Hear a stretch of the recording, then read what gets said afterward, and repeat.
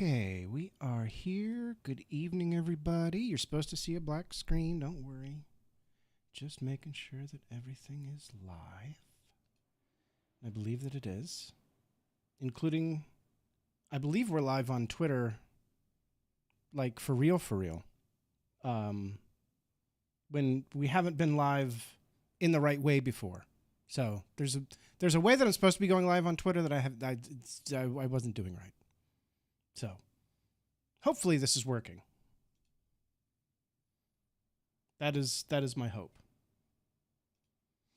And as soon as I'm sure that it's live, we're going to get the show started. So bear with me a second. And also good evening, everybody. Hi. It does not look like it's working. I don't understand why Oh, wait, maybe it is. Maybe it is. Let's see. If it is, I'm going to be happy. I'm going to hit the button, make sure that it's live. It is. Okay. Beautiful. Okay, I haven't used this before, so I guess I have to hit this button to post it. Button. Make sure. All right. Oh, I can hear myself. Oh, sorry about that. Inferior post. Okay. Should be going out. Just making sure it is. It did. All right. Cool. I know how to use Twitter now. Good evening, everybody. We have quite a show for you this evening. I'm glad that you're all here. I'm glad that I get to be here with you. Oh, I've got to pop out TikTok chat so I can see TikTok chat because this might be a thing on TikTok tonight. We've got quite a story for you. A couple of things, couple breaking news things happened just before we came on stream that I want to just quickly share with you and go over before we get to our main story tonight. First of all, a judge in Texas has stayed the execution of a man who was supposed to be executed tonight. Robert Robertson, who is an autistic man, was found guilty of killing his daughter in a shaken baby syndrome case. Was supposed to be executed, and the judge has stayed that. Not saying that it will never happen, but it is good he has gotten a reprieve. So we are very, very thankful that is going on. I will keep monitoring it, and if there are any more updates, I will let you know. Also, Judge Chutkan in Trump's classified documents case has denied Trump's request to keep the evidence under wraps. And in a separate order tomorrow, Judge Chutkan will be releasing that. So guess what we're talking about tomorrow night? On Pro Lib Show, we're going to talk about all of that evidence that is being pushed out by the government, why it's being pushed out. Again, we're going to talk about that tomorrow, so I'm not going to get real deep into it tonight. But that is what we're going to talk about tomorrow. So I'm very, very excited to go over that with you. But in the meantime, we're talking about something else. Someone else. We're actually talking about a person, which I don't do very often. Talk about an individual person, doing an individual thing. But this is kind of a special case. And there's a couple of reasons why I want to talk about this person in particular. Not only because of what he said, but because of who he is and what he represents and some other stuff that we're going to get into. This is going to be kind of big. His name is ASMONDGOLD. A lot of people are familiar with him. He has, a few million subscribers. Very big YouTuber. I originally found him probably 10-ish years ago because I play World of Warcraft. And he does, or did, I don't know if he still does or not, because I started ignoring his channel. He did World of Warcraft tutorials for different classes and stuff. And I always would like to watch those and get different ideas on how to play different characters. That's how I knew him. That was the only thing that I knew about him, is that occasionally I'd watch his, I think he talked about mages, if I remember correctly. I might have that wrong, but I'm pretty sure it was mages. And so he would have these, good evening, Christina. How are you? He would have these pre-recorded videos talking about what spells to cast. I'm not going to bore you guys with the specifics. Don't worry. But that is how I first found ASMONDGOLD. And I would watch his videos when new expansions came out or when new patches dropped, that sort of thing, just to get his idea on talent builds and rotation and whatnot, among others. He wasn't the only one that I watched or anything. He was on the list of people that I watched. And I remember I was watching one day and realized that, he said in his video when his Twitch streams happened, and realized that he would be live on Twitch. I was like, oh, well, I'll tune in and see what's going on. And Franklin is here. Hello, Franklin.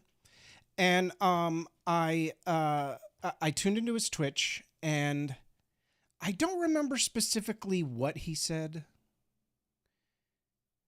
I just remember that what he said was very problematic. It was misogynistic. And this is years ago. I don't remember specifically what it was. And I was turned off, and I didn't watch his stuff ever again after that. I unsubscribed from his channel, and I never watched him again.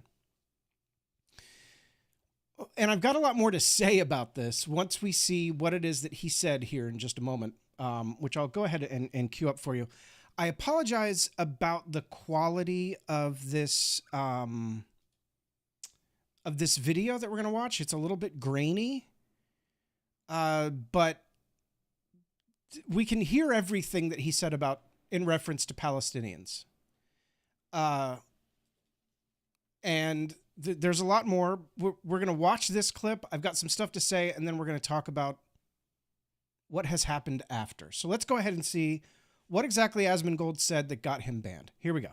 If you want to consider a genocide as a systematic killing of a group of people, they have genocide built into Sharia law right now. He's talking specifically about Palestinians, obviously. These people are not your allies. They are not the same as us. They come from an inferior culture that is horrible. It kills people for their identity, and it is directly antithetical to everything Western values stand for, and it is an inferior culture in all ways. Okay, and then we're not going to watch this gentleman's video. It's good, but we're not going to watch his content. I just wanted the ASMONDGOLD clip. Obviously, what a horrible, horrible thing to say about literally anyone, most specifically Palestinians. There is an apology. We're going to get to the apology in a moment, okay? But I want to talk a little bit about what he just said and what I said previously. I found ASMONDGOLD because he talked about video games, that video game that I played, right? And so then I got interested in seeing what other content he had. And this is the man behind those videos. We have talked on this channel and many other channels have talked for a while about that there is, yes, Trish, we're going to get to the whole apology here in 1 second. By the way, the first apology he said made it worse. Okay, so the first there's two apologies. But anyway, before we get to that, we've talked about on this channel for a long time, and a lot of people have talked about how there is this soft alt-right pathway through the internet where someone like me, it's usually white men that are radicalized this way, find someone through video games or through, fitness, that sort of thing, look into the content, and they are presented with viewpoints like this that end up radicalizing them and sending them down the alt-right pathway, and before you know it, they're on that highway. This is an example of that, and that's why I want to talk about it tonight. A couple of people were like, "Well, he's already made a statement, so why do you want to talk about this?"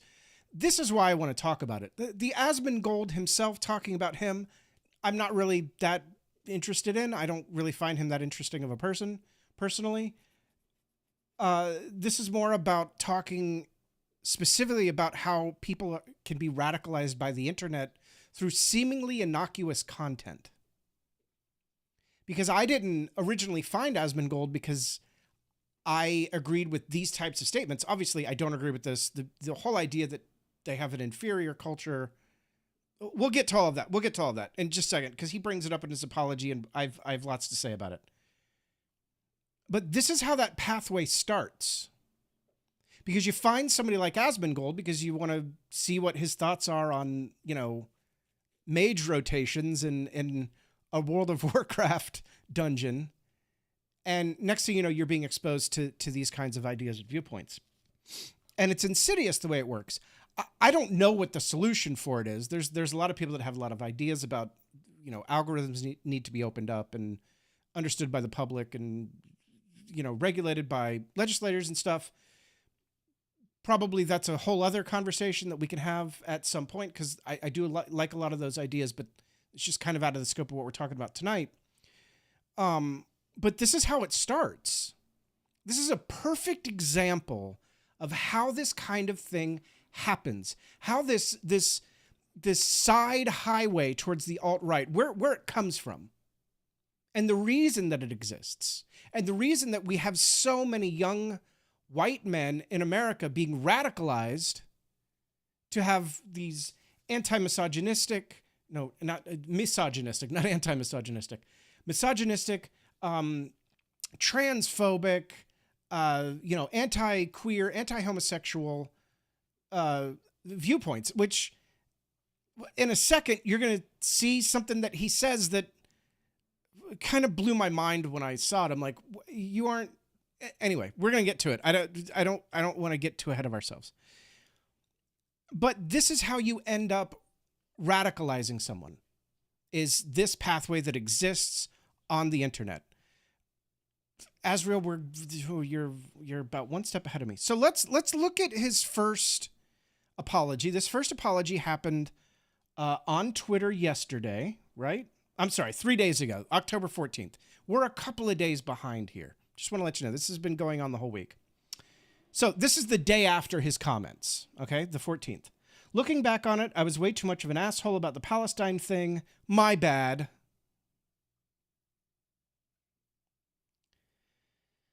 Of course, no one deserves to have their life destroyed, even if they do things or have views I find regressive. You guys deserve more than me stinks. Saying stupid shit like that, I'll do better. Do want to scroll down because somebody left this. Asmongold back in 2023, almost exactly a year ago. Weird as fuck to see so many people coming out with statements about the Israel-Palestine conflict as if they need to comment on it. Can we please stop this weird culture around expecting people with no relevant background or education to talk about world events and politics? Yeah, maybe you should have taken his own advice. Maybe you should have listened to yourself, Asmongold, because wow. He has been suspended from Twitch, not banned. Somebody pointed out that I put banned in the thumbnail, but that's, he's been non-perma-banned. He's been banned for a certain amount of time. He's been suspended for my well, actually, folks. Yes, he's been suspended, not perma-banned. That is correct. Now there is a much longer apology. We're going to watch the first 15 minutes of it or so. That he then posted on his YouTube channel. Now, I will warn you, it's just as bad. Like it doesn't get better, but it does get really weird. Really weird. It goes. What the things that he's about to say are going to stun you because they don't make any sense. They don't align with what his statements were in the moment. And I don't think he's lying. And I know that doesn't make any sense right now because you're like, Prolib, what? So we're going to watch his apology. I am going to cut in. I'm going to let it play a little bit before I cut in. I'm not going to, pause every 5 seconds or something.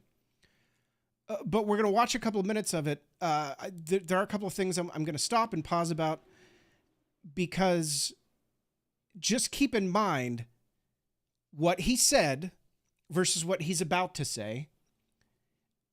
And just remember that I told you that it doesn't make sense. Okay? Because it doesn't make any sense. And we're going to talk about why it doesn't make any sense. A suspension is a temporary ban. Yes, exactly, Shadow. It's temporary ban. It's the same thing.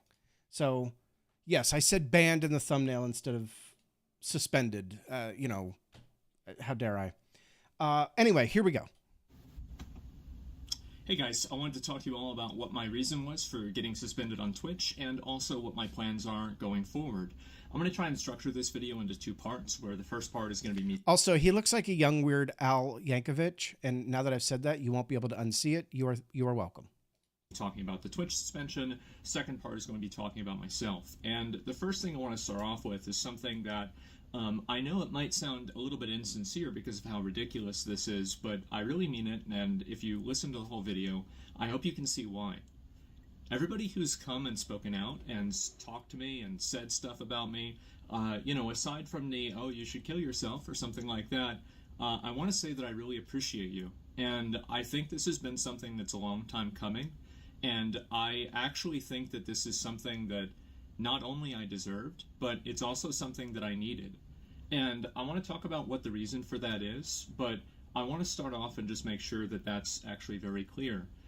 So a couple of days ago, I made some comments about Palestine and also about Hamas and, you know, some just general, you know, basically opinions that were trivializing the genocide that's happening there. And I don't really want to like mince words or like try to like, oh, I wasn't justifying or, you know, promoting it. I said something about it that was disgusting. I said that I didn't care about innocent people getting killed by another force, by anything. And I think that that's a horrible, disgusting, mean-spirited thing to say. And Okay. We're 1 minute, 31 seconds in. I agree with him. That was mean-spirited, and it was disgusting. And how dare you? So yeah, you know what? So far, he and I, we're aligned. We're aligned. I don't necessarily think that it was really racist, really.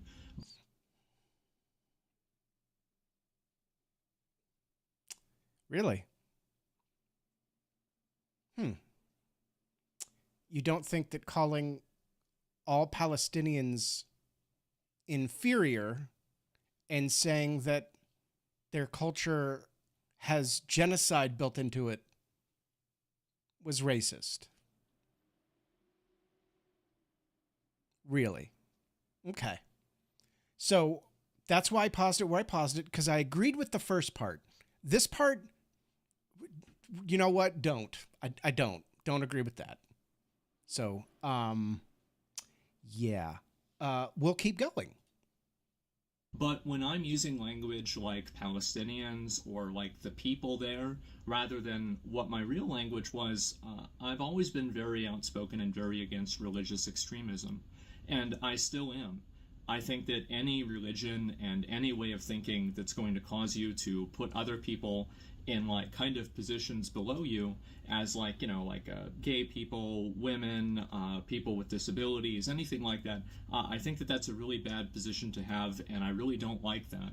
And I think that my problem and my fault here was that I was making a criticism of religious extremism, and I made no effort. And I feel like almost, I've rewatched the clip, right, or a number of the clips, and it's like I've almost made an effort not to draw a distinction between the two things. I think that it's almost like you didn't make an effort because you didn't make an effort. The reason that it's almost like you didn't make an effort to delineate between religious extremism and everyone who's Palestinian is because you didn't make that effort. Because if that's what you'd meant, that's what you'd said. Again, I don't really care too much about dragging the person. I'm more dragging the comments and the viewpoint. But we're not done yet. We're getting done, but we're going to let it keep rolling here for a second. a lot of us here can easily say that we're against religious extremism, and I am. But whenever I categorize everybody in the area as this like group, then I'm the asshole, and I was the asshole. I had okay, but again, we agree. We agree. You were and are. A lot of you guys tell me that, and it's taken me. This is what's so crazy about it. is that I think this has been going on now for like 2 years. I think that I've been slowly devolving into the most mean-spirited, just like I don't really even know what the word is for it. Just like the most mean-spirited, rude, like nasty, like just callous, psychopathic version of myself. I think that I'm. All right. So it's interesting that he brings this up. This is one of the. Hi, Franklin. Hello. This is one of the main reasons I wanted to talk about this. Because I experienced something similar myself when I was routinely talking about Mr. Shoeless Californian lobster roll petty officer man, whose name doesn't need to be mentioned. Those who know, and those who don't know, there's old content on the channel. You can go watch it. On the YouTube channel, specifically. I sometimes I forget we're broadcasting on like five different places right now.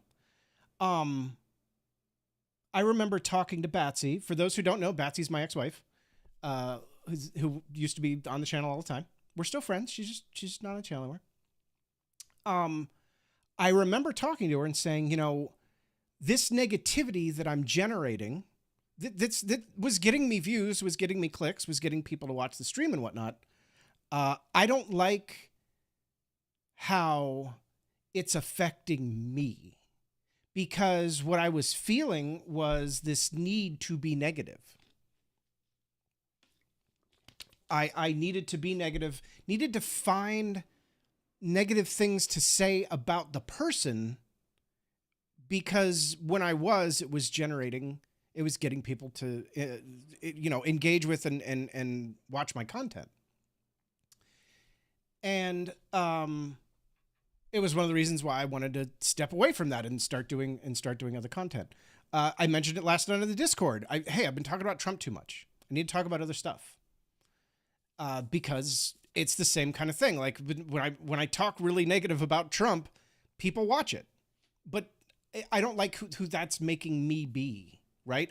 I can create content that's compelling, that I think people will enjoy, without having to make content that's negative against another person, another human being, in ways that force me, Franklin, hi, hello, that force me to behave negatively, right? I've got to dip into my negative side, my dark side, in order to come up with that content. And I don't really like who that's making me be. I think that's what happened to ASMONDGOLD. Obviously, on a much higher level, he gets far more views than I'll ever get. I mean, he's millions of views and stuff. I mean, I'm not comparing myself to him in views and clicks and engagement and whatnot. But my point is, I get it. And I think he and a lot of other people in that space, over the past 10 or so years, as the divisiveness in our culture and our society has amplified, have learned that leaning into it literally earns them money. Now, you all know I don't earn money off of YouTube or TikTok or anything. I sometimes I make $12 to $30 a month off of Twitter. That's the most money that I make on social media, right? But when you're making the kind of money that these guys are making, and they are mostly guys, when I say guys, I literally mean guys, I'm sure it's intoxicating. Look at those tenant people. The tenant people that were offered millions of dollars by, okay, well, I can't pet you right now. I'm streaming, okay? Thank you. I love you, though. I love you. Okay, lie down. Look at the tenant media people that were offered millions of dollars by Russia. I mean, I personally would have turned it down, obviously. I mean, I don't have the reach that they have, so no one's offered me millions of dollars. But I understand why it would be tempting. I mean, if somebody offered you $100,000 to make an episode of your social media that was negative against, Kamala Harris or negative against Trump, either way, I think everyone would be like, really, $100,000? Like, I wouldn't do it, but I think for a moment you'd be like, wow, somebody wants to offer me $100,000 to just be a negative alt-right, piece of crap. So my point is, I think I understand why it's happening. It doesn't excuse it, of course. It doesn't mean that it's okay. But I get why all of this twisting is happening. The twisting is occurring because of forces even bigger than ASMONDGOLD or any of those larger, soft right creators. His explanation there that it's just about, I don't like religious extremism. Well, buddy, I don't like religious extremism either. But I've also never, even the thought has never occurred in my brain that Palestinians are inferior. Like, I can separate the religious extremism in Iran from the Iranian people. And the Iranian people deserve self-governance outside of religious extremism, as do the Palestinians and the Israelis and the Americans and the Egyptians, and everyone does. Everyone does. But I've never put my own foot in my mouth by accidentally saying that an entire group of people are inferior. Ever. I would, and I never would. It would never happen to me. So my point is, there has to be that darkness inside you that you're feeding into that exists in order to get to the place where he is at, where he said the things that he said. Now, Shadow, I mean, again, I wouldn't do it, but for a moment I'd be like, wow, $100,000 a week, really? That, there is a new camera I want to buy. I'll be honest. That new Blackmagic Pixis, do want that camera. I could buy a bunch of them. I could buy a whole handful. Again, it's never a problem I'm going to have, so I don't really need to worry about it too much. But it's interesting to think about. It's an interesting problem to think about. Let's keep going. I've been devolving into this. And a lot of my friends have told me this. My dad has told me this. He said, you've got to... Ooh, his dad called him. Ooh, that'd be a rough phone call. Oh, son, I was reading Forbes. By the way, I found this video in a Forbes article. That's how big this got. So you got to imagine Zach. His name is Zach. So if I call him Zach, I mean ASMONDGOLD. I've been a few times I almost called him Zach. That's his real name, is Zach. So if I say Zach, his name is Zach, but ASMONDGOLD is his moniker or whatever. Yeah, Trish, that's what they were offered. The tenant people, they were offered like $100,000 a week. Beanie Head. What's Beanie Head's name? Tim Pool? $100,000 an episode. He does an episode every week. It's not, I'm not making it up. It was in the charging documents or whatever. But yeah, his dad called him. Can you imagine? Your dad's like, son, I know you're doing that YouTube thing. Although my dad watches a lot of my content. My dad might even watch. Hi, Dad. If you're watching, hi. He might. He follows me on TikTok. I don't know that he knows that I know that, but he does follow me on TikTok, which is kind of adorable. Chill out. You've got to calm down. I've been like, oh, that old man doesn't know what he's talking about. And I've finally had some level of accountability for that. And thank God. I look back at some of the things that I've said and done over the past 2 years, and I don't think that I've been wrong about everything, obviously, right? You don't? You sure? Are you sure that you haven't been wrong?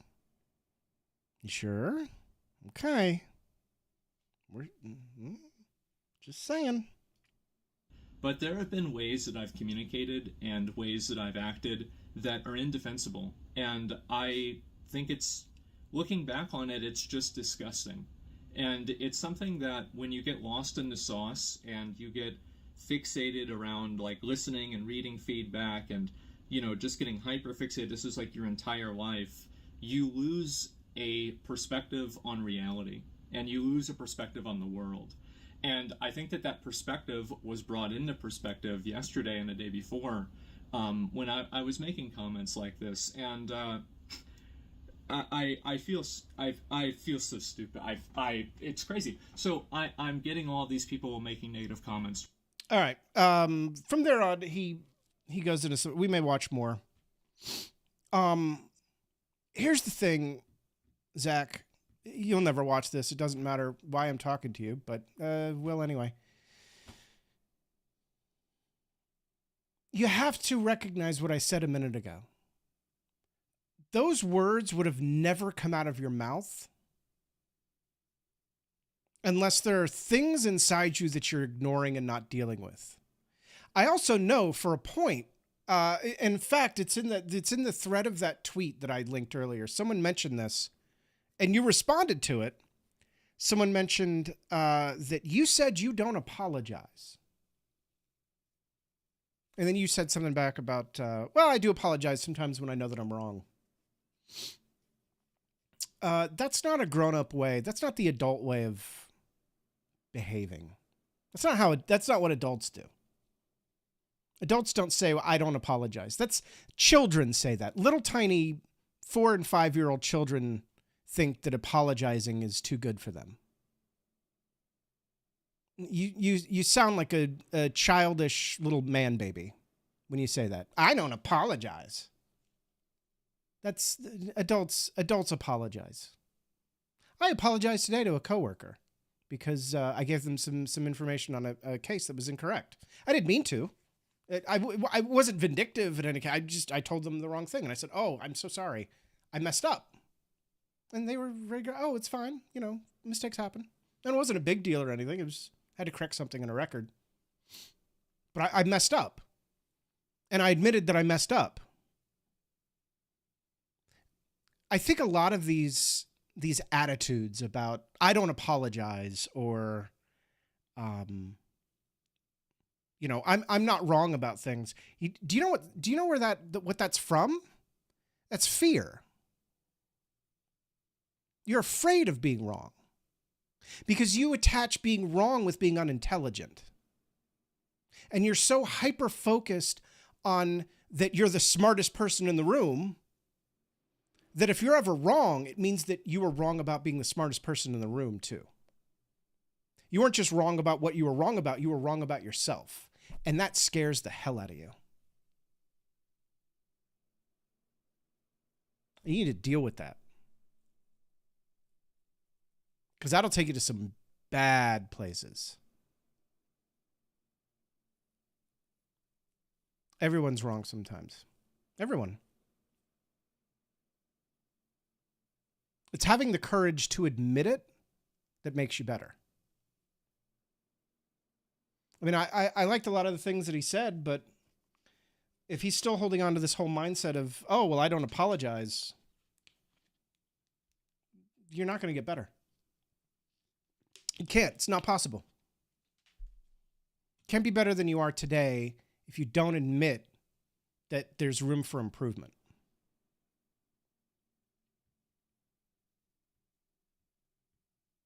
It's just not possible.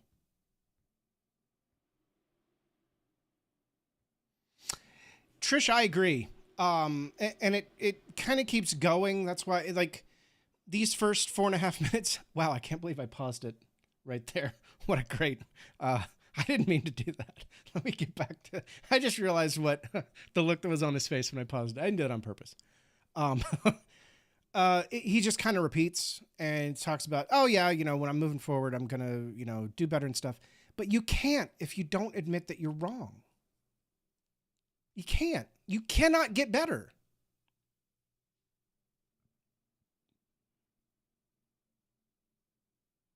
What was her name? Nadia Batacletti. None of you have any idea who Nadia Batacletti is. I'm going to pull up a picture of Nadia Batacletti. I'm going to talk about Nadia Batacletti real quick. Nadia Batacletti. I only know who Nadia Batacletti is, really by happenstance. Nadia Batacletti. Let me open the image here. There's a picture of her. We'll go on over. This is Nadia Batacletti. She was, she's an Olympian. She's an Italian Olympian. She ran, I believe, the 4,000 meter and the 10,000 meter for Italy this year. I believe it was the 4 and the 10, if I remember correctly. In the 4,000 meter, she came in fourth. She was fourth place. And both of these runs happened to coincide with my lunch break. This is the only reason that I know who she exists. Like, it was on my lunch break and I was watching it. It's just completely random. She came in fourth, but the person that came in second in the 4,000 meter was disqualified. And so Nadia qualified for the bronze. What a wonderful moment. Then that person, they decided that that person wasn't disqualified. And so Nadia didn't win a medal in the 4,000 meter. And on my lunch break is when it was announced that the person had been disqualified and Nadia had won the bronze. And so that's what I knew. And then a couple of days later, the 10,000 meter happened and they kind of recounted the story. Imagine how heartbreaking that is. Like, she's the only Italian Olympian running this race, comes in fourth, gets told she won the bronze medal because of a disqualification, then a few minutes later gets taken away from her. Heartbreaking. Heartbreaking. 2 or 3 days later, she ran the 10,000 meter. Came in second place. She won the silver medal. I watched it happen. Do you think that Nadia could have run and won the silver medal in the 10,000 meter? God, walking 10,000 meters sounds too exhausting for me. Do you think that she could have done that if she didn't admit that there were things she needed to improve on? She's an Olympian now. No one could ever take it away from her. She won that silver medal in the 10,000 meter, and no one can ever take it away from her. She would, unless she got disqualified, which thankfully she didn't. She ran a clean race. You cannot get from where you are to a better place than where you're at if you're too good to apologize. Like, what does that even mean? It's such a... I closed it. I don't have it open anymore. I'd show it to you guys. It's the most man, baby, little boy, childish thing a person can say. I don't apologize. Go fuck yourself. I don't know what else to say. You can't be perfect. If people were perfect, this world would be a very, very different place. Nobody's perfect. Nobody lives a perfect life, and nobody lives a life where sometimes they don't have to apologize in order to be the better version of themselves. And that kind of stiffness and that kind of rigidity of I don't apologize, that same kind of stiffness and rigidity is what makes evangelicalism, radical extremism, religion wrong. Because they say the same thing. I don't have to apologize. My God's perfect. Doesn't matter what I do. I serve a perfect God. So you're on one hand, this is what I said didn't make sense. You're on one hand saying that religious extremism is what you were really attacking. That's what I was really after, was religious extremism. And on the other hand, well, I'm too good to apologize. I don't apologize for things. It makes no sense. It makes zero sense. That too, Zarock. That too. Anyway, Nadia Batacletti. I got to watch her win a silver medal, and I was very, very excited for her.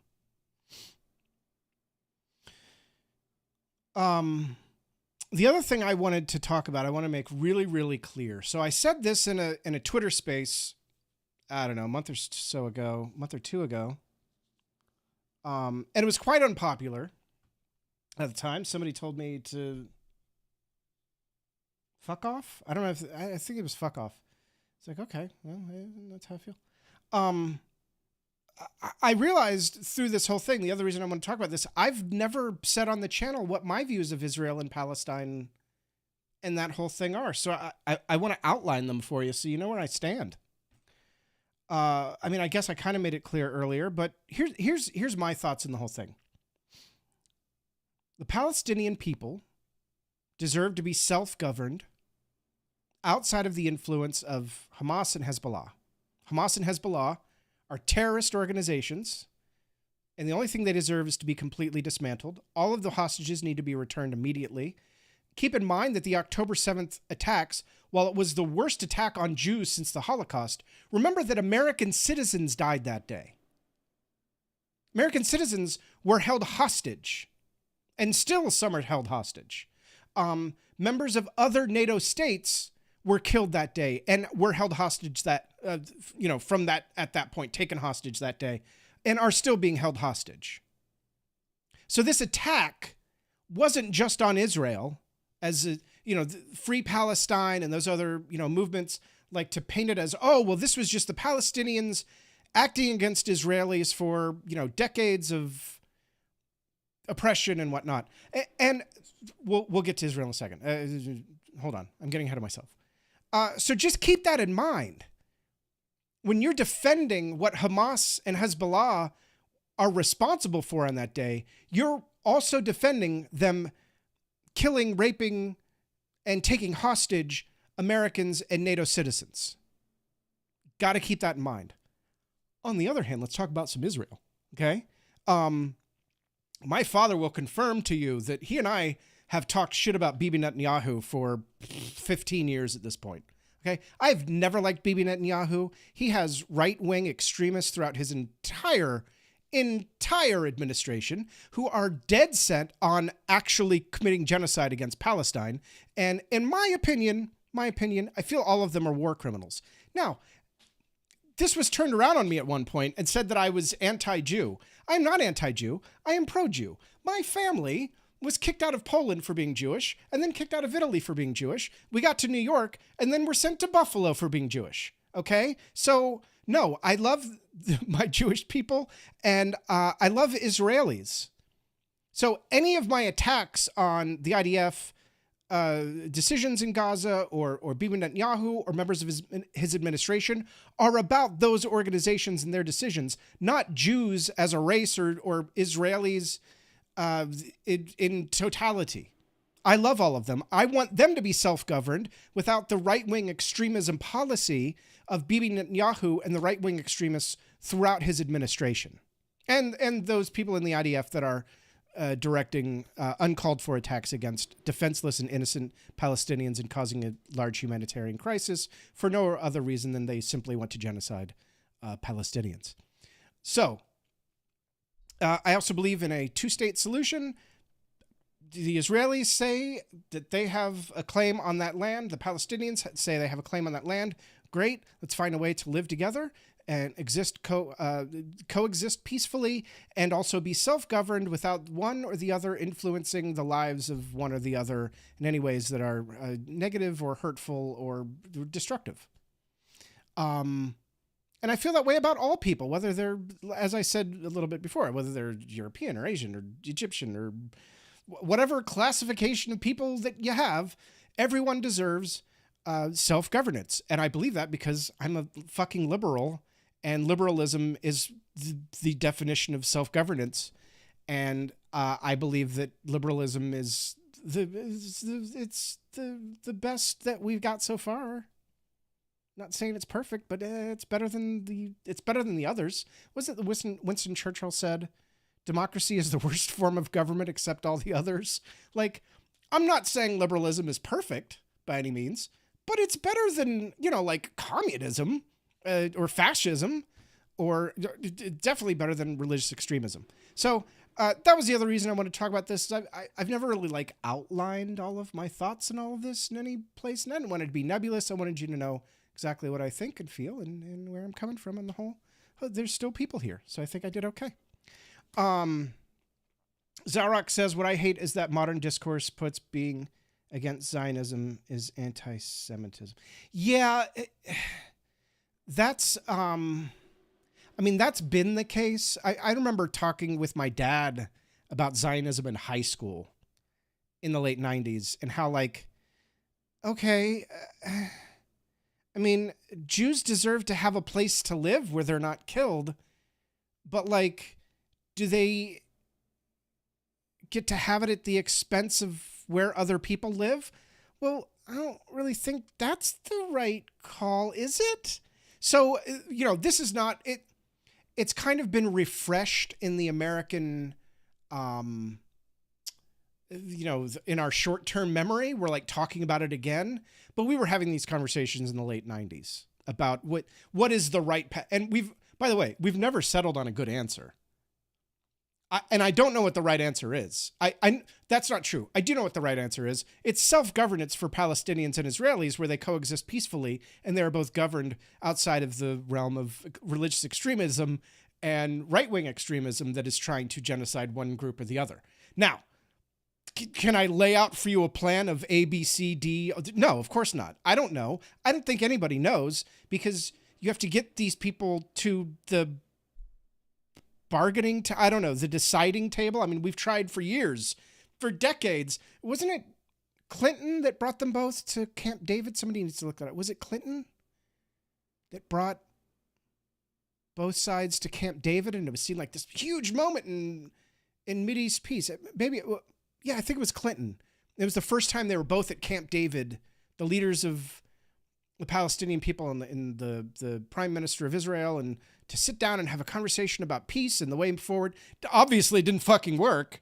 But yeah, and like, when I say, well, I don't know that Zionism is the right way. People are like, well, that's anti-Jewish. And I'm like, well, no, I'm just saying that I don't know. I'm not saying that it is or isn't. I'm saying that I don't know. And I'm saying that we have to listen to both people equally, because both people equally have a right to exist and be alive. Don't people have the right to exist and be alive? Like all people, like equally? Well, yeah. So I would say that would be the starting point. Like, any negotiations we have means that all of my people on this side and my people on this side are all alive and healthy. Mainly, step one, alive, right? Like, alive is baseline, is that we want people to be alive, as many of them as possible, and also healthy, and also well-fed, and water, and all of the things, but alive is first. We have to start with whatever decision we make going forward, everyone's alive. And it seems like right now there's a lot of people that are like, could go without that. I'm going to disagree with those people. All of those people that like, when I'm like, yeah, everyone deserves to be alive. And someone's like, wow, does everyone? I'm like, yes, everyone does. Yeah. That's the baseline for me. If I ever say to you, everyone deserves to be alive, and you're ever like, well, okay, we're not going to agree on stuff. You and I are not going to agree on stuff if that's your attitude, okay? Just telling you, my baseline is people deserve to be alive. Okay, glad we cleared that up. You can support the Jews while also not liking expansionist Zionist extremists in the Knesset right now. Absolutely, 100%. Yeah, it was Clinton. Thank you, Trish. It was Clinton that first brought them to Camp David. So my point is, like, we've been trying for a while, right? To try to figure out what is the right way to do stuff. I will also say, towards the Hamas-Hezbollah thing, firing rockets into Israel like all the time, don't agree with that either. I'm also not okay with that. Or the Lebanon, there's rockets coming out of Lebanon and other stuff too. Iran has tried a couple of times. Like, anytime someone's firing a rocket at somebody else, I'm probably not going to be a big believer in it. Unless it's, sometimes you're like, people have been firing rockets at you and you're like, okay, I got to fire some rockets back now because you keep firing rockets at me. And so I'm going to shoot some back at you. And like, I never agree with it, but I'm like, well, I get it. Like, think about it for a second. Let's pretend that you're in your house. Okay. You probably are right now. Maybe you aren't, but pretend that you are. And you're like in bed, right? And I like shoot a bunch of rockets at you while you're in bed. You'd probably be unhappy with me. Can we right? Probably. Good 95%-ish. You'd probably be like, prolib, the rockets, those are a little much, right? And then if you had your own rockets and you shot them back at me, I would get it. I'm not saying that what my decision was good or that your decision was good. I'm just saying that I'd get it. I'm like, okay, well, I just fired a bunch of rockets at you. You're firing rockets back. I get it. I get it. I'm not saying that it's okay. Escalation, not how we handle things. We should always de-escalate. We should always find peaceful resolution. We should always find ways to peacefully coexist with our fellow human beings. 100%. But I understand. Especially if I've been firing a bunch at you or, dismantling your water systems and making sure that your children don't have clean water to drink or bathe themselves with. I'm not saying it's okay. I'm not promoting it. I'm not agreeing with it. I'm disagreeing with it. I'm just saying that in those are situations where I'm like, yeah, and then they fired rockets at you. Not saying that they should have. I'm saying that they should have not. In fact, I'm saying the opposite. I'm saying that the right way is de-escalation. The right way is peaceful coexistence, finding better ways to exist together. Sometimes all you got's a rocket. All right. Also, I want all the IDF, this is Azrael, I'm reading. Also, I want all the IDF who've done the war crimes locked up, bombing hospitals and aid workers and UN buildings is inexcusable. You're not going to get any disagreement from me on that. You'll get, here's the issue. I meant to bring this up too. Hamas and Hezbollah, they do this too. They intentionally put military targets near civilians. That's done on purpose so that when those military targets are attacked or tried to taken out, dismantle, whatever, civilians are then injured, and that you can use that to then blame the other side. It's an old tactic. It's been used in war for as long as there's been wars. People have done this so that they can have propaganda against the other side. So no, should they be attacked like in irresponsible ways or really in any ways? No, of course not. But we also have to remember that Hamas does this intentionally because Hamas is a terrorist organization that's really bad for Palestinians. And they put Palestinian people, like innocent people, like children and stuff, in danger all the time. They do that intentionally so that they will get hurt and killed so that they can use that as propaganda. So we have to keep the onus on both. Both things are equally bad and equally cannot happen ever. Yeah, Azra, 100%. Absolutely, 100%. It's saying it's okay to bomb school to get a bank robbers hiding inside. Absolutely, it's not okay. We're agreeing. I'm saying it's 100% not okay. It's also not okay to store rockets inside a school where there are children.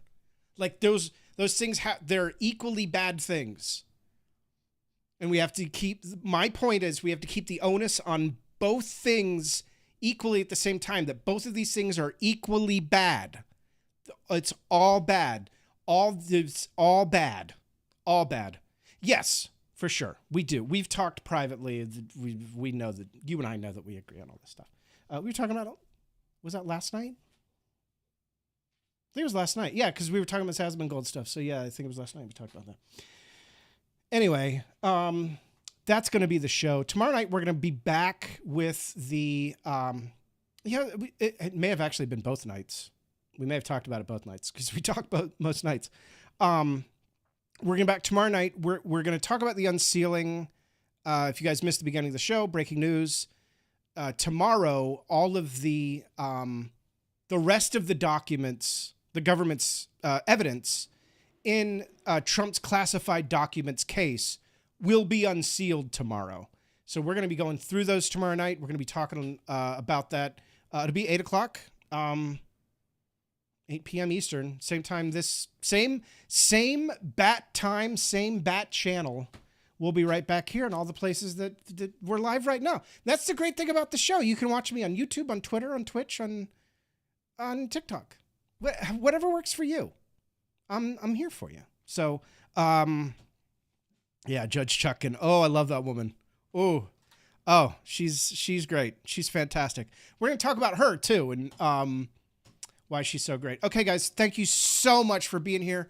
Please remember to like and subscribe and follow. It depends on where you are, but if you're on places where you can like things, then hit like buttons. And if you're on places where you can follow me. And if you're on places where you can subscribe to me, you should subscribe to me. And if you can do that, thank you. And I love you.